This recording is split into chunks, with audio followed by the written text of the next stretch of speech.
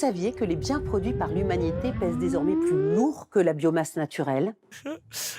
Que seuls 7% des matériaux utilisés par l'économie mondiale proviennent de sources recyclées?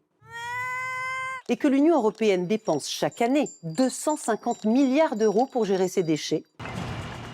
Bonjour et bienvenue dans Plan B, l'économie autrement. L'humanité prélève chaque année bien plus de ressources que ce que la nature peut renouveler. En 1970, le jour du dépassement mondial tombait fin décembre. En 2025, la limite a été atteinte fin juillet.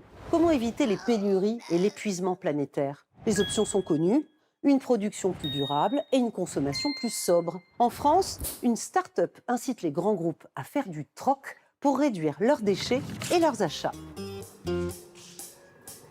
Une caverne d'Ali Baba, à 2 pas des pistes de Roissy. Dans ce hangar, le groupe ADP centralise tout ce qu'il n'utilise plus, y compris les objets saisis à l'embarquement des passagers. Quand vous prenez l'avion et que vous avez des contenants qui font plus de 100 millilitres, on ne les jette pas, on les récupère et on les met à disposition des associations et des organismes d'intérêt général sur le comptoir des dons. À disposition aussi, du mobilier, des équipements électroniques, des uniformes, autant de déchets potentiels qui coûtent à l'entreprise, plusieurs millions d'euros chaque année. Le groupe a donc choisi d'en donner une partie, mais la tâche est plus complexe qu'il n'y paraît. Je récupère le matériel, je le trie, je le référence. C'est un petit peu un mini Vinted, un mini Le Bon Coin. Sauf qu'ici, tout est gratuit. Pour mettre au point ce site de e-commerce, Aéroport de Paris a eu recours à une start-up française spécialisée dans le réemploi. Les associations intéressées passent commande. Voilà. J'ai les papiers cadeaux, l'adrésien. Elles ont 15 jours pour venir récupérer leur colis. Que ce soit ses cravates, que ce soit ses jouets, que ce soit je vais même ramener, j'ai même des vêtements d'enfants. J'ai vu que tu m'en as parlé des produits d'hygiène pour les femmes aussi qui étaient dans les commandes. Je serais extraordinaire. Reste à signer le bon de remise de matériel. Seule dépense à la charge des associations, le transport. Une aide concrète pour les familles et un outil de pilotage précieux pour le groupe ADP. On en est à 23 tonnes de CO2 économisées, 33 tonnes de déchets évités. Mathieu et Camille ont travaillé ensemble plusieurs mois pour concevoir cet outil. C'était notre première plateforme vraiment purement centrée sur le don associatif.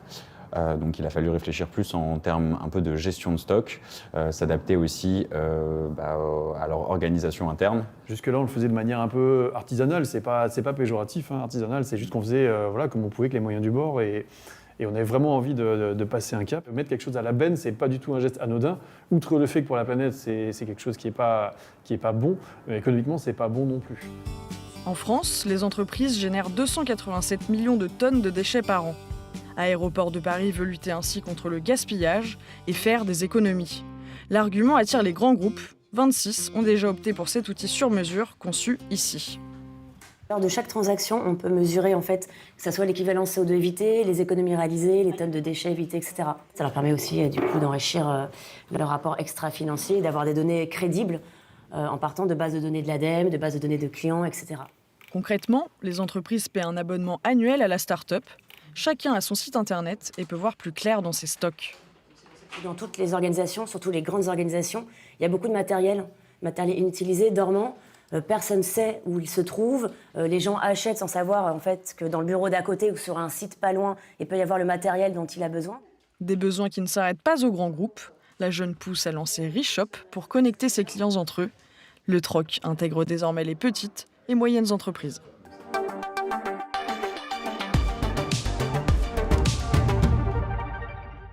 Le troc en entreprise, c'est une forme d'économie circulaire ? Oui, bien sûr. C'est une manière de faire de l'économie circulaire.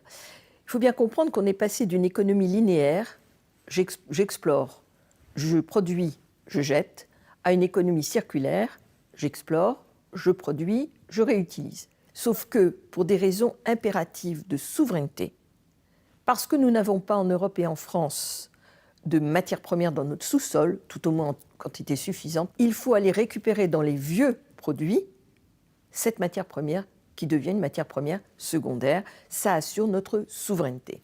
Et ça transforme notre économie en profondeur ? C'est en fait toute l'économie qui est revisitée à travers cette idée de circularité et qui va jusqu'à une transformation qu'on appelle l'économie de fonctionnalité. C'est-à-dire qu'on ne va plus vendre le produit, on va s'intéresser à l'usage du produit. Exemple, Michelin vend pour les camions, ne vend plus de pneus, il vend une prestation de kilomètres de pneus. Et il garde la propriété du caoutchouc qu'il va pouvoir réutiliser. Idem avec le cuivre. Vous savez que le cuivre est fondamental pour très nombreuses activités économiques. Orange est en train de récupérer une mine d'or, si j'ose dire, une mine de cuivre. C'est-à-dire que changeant de technologie, il récupère des tonnes de cuivre. Qu'est-ce qu'il va en faire ? Il va le transformer et il va non pas le vendre, mais le louer. C'est-à-dire qu'à l'issue de l'usage que fera Peugeot, Renault, je ne sais qui, de ce cuivre, il va revenir à Orange, qui en gardera la propriété, ce qui veut dire qu'en termes de souveraineté nationale, c'est la France qui restera propriétaire de ce stock de cuivre. Cette émission aussi a une seconde vie. Vous pouvez la revoir sur le site internet de France 24, X, Facebook ou sur mes pages LinkedIn et Instagram. À bientôt!